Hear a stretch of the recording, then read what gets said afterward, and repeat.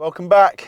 My name is Max. Today I'm sat in a 2014 VW Polo. This is an import car actually, which can be a bit more complicated for fitting radiators in generally, but today at John Kleis, we fitted a Kenwood DMX8021 dabs. We've retained the steering wheel controls, which turned out to be a little bit more difficult than we'd imagined. Unfortunately, you're gonna need to come to us to get that solution. We have upgraded this system, so the customer's got wireless Apple CarPlay, wireless Android Auto, they've got DAB, and we've also actually added a subwoofer in the boot and some new speakers because the factory speakers were pretty shot, and customer wants to have a lovely sound in this car. I'm going to spin you around to show you what the stereo looks like in the dashboard, which is this. Apple CarPlay working all wirelessly connected to my phone. Everyone wants wireless CarPlay. It brings a much nicer way of using your phone, maps, music. You can get Google Maps, messaging. Much nicer way of using music. I personally use Tidal. I go into my collection, get in my favorite tracks in my playlist and use that through there. Apple CarPlay looks a little bit like this. I'm just going to brush through it. I'm not going to go too deep into it for this brief video. I've got a bit of a limited time, to be honest with you. If I go back to the home screen, you probably might already know what Apple CarPlay is. This here is the screen of the home screen.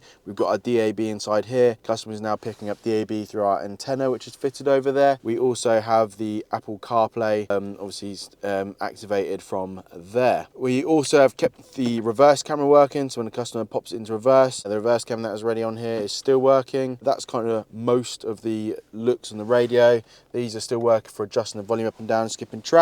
We've got a little sub controller down here. I might mount it on the side here for the customer who's just going to work out where exactly they wanted it before we go mounting it. But that's a little sub control there. We've got new speakers in the door, Prima components in the doors and the A-pillars. Just to show you the boot, just to give you a bit of an idea on what else to do. This is just a small little package subwoofer, and here it is in the back here. That's the Alpine subwoofer, which brings a much nicer way of listening to music in the car. Much deeper bass, much better sound just generally.